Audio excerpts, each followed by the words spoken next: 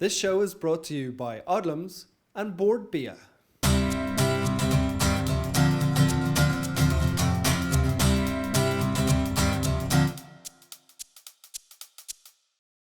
Hi guys and welcome to episode 7 of the Look and Taste show. Now in today's show we've got an absolutely gorgeous BLT. We're out and about finding out what one drink you would have before you die, and thanks to our lovely sponsors Odlums, we've got some great Lecreuset gear to give away. Now we use this in our cooking videos today. We got this big monster here which is a cassoulet pot worth about €150. All you have to do is tell me why you want that pot and leave it in the comments down below and we'll pick the best one out. I'll also throw in a little spatula. Now first up today is a wine tip with Mike from Curious Wines. He's going to show us how to store wine properly.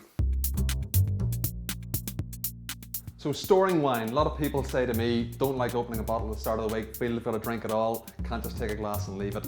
That's rubbish. Restore. Most wines now, whether we like it or not, are made with preservatives. There's sulfites put in, it helps keep the wine fresh in the bottle, but it also gives a little bit of longevity after you open it. So you've got to really be drinking a wine within 2 days ideally. Sometimes you can get 3 okay, but generally you're good with that. All you're trying to do is stop the air getting in. So once you've had a glass or two, don't worry, put the cork back in or even put a little bit of cling film over it. All you're trying to do is seal the air. Best thing also is to stick it in the fridge, whether it's white or red. And don't be afraid of putting red wine into the fridge to store it.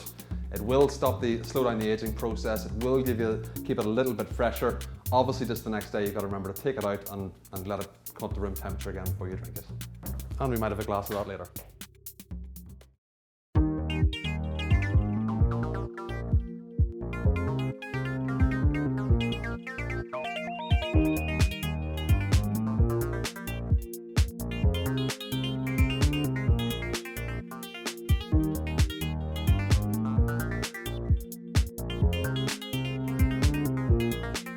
Gin and tonic. A vodka and coke. Glass of orange juice. Water. A cup of tea. Tea? Orange juice. A Coke. I guess Jack Daniels.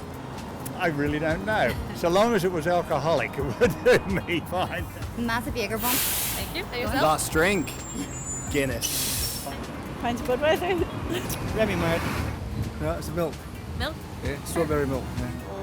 Probably some really old scotch of some kind, €25 or something like that. Pint of Guinness, maybe. Coke. Something terribly exotic and expensive that I probably wouldn't have normally, with lots of alcohol in it. Pink champagne. Gin and tonic. Before I died, Bacardi and Diet Coke. A Smirnoff vodka. Captain Morgan and Coke, maybe, with a few limes and a bit of sugar, brown sugar. No Perignon champagne. Something covered in Coke, I think. Glass of wine, definitely. Same. Good choice. Singapore Sling. Cherry cola. There's that champagne from the boat that sunk that's like 300 years old and about $4,000 a bottle. That might be nice to try. Pina colada. I don't know, champagne mojito.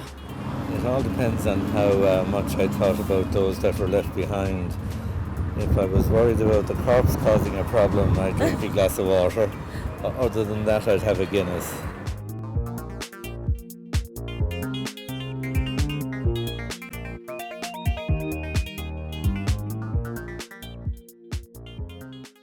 Now BLT, usually get in one of those little plastic containers, flat as a pancake. We're going to change that. We're going to make the ultimate BLT today. Thick slice of bread. Take it off a big loaf, cut it yourself, really, really thick, like a doorstep. Now, little drizzle of olive oil on each side of the bread. And we're just going to pop that into our charcoal pan and cook it for about a minute on each side until it crisps up. Next up, tomatoes, obviously. Nice thick slices of tomato. Lettuce, very important part of this. You don't want wilted little miserable pieces of lettuce. Lovely baby gem lettuce, nice and crunchy, great texture. Chop off the end. Take off the outer leaf, and inside you'll see really crispy. Nice and crunchy, perfect texture. Break that up, and that's our lettuce ready. Now to put all that together, we need a nice sauce, really something nice and tasty. A little bit of mayo, a lemon. That's going to cut through the tartness. Just squeeze that in. And a little bit of black pepper. Mix that up, and that's pretty much everything ready to assemble. We just need to cook our bacon next. Okay, bread, take it out. Nice and crispy, really nice texture. Next up, bacon. Tiniest little bit of olive oil. And pop it into your grill pan. Okay, as that fries up, over to assembling the sandwich. On the bread, mayo. Now, layer your lettuce. Break that backbone of the lettuce so it sits properly. Tomatoes. Now, crucial part of this, a little bit of salt. Bring those tomatoes to life. And a little bit of mayo just over the top. Now, bacon, literally cooking already. Flip it over. Lovely smoked griddle marks coming on there. You don't want to overcook the bacon. You want it to be nice and tender when they bite into that sandwich. Slightly warm, melting down into the tomatoes. Now, bacon cooked straight into the sandwich. Don't even wait for any time whatsoever. Generous amount of bacon, layer it up on top. Now, you'll see the mayo in there acting as the glue. Pop them down. Now, if you look inside, that is what I call a proper sandwich.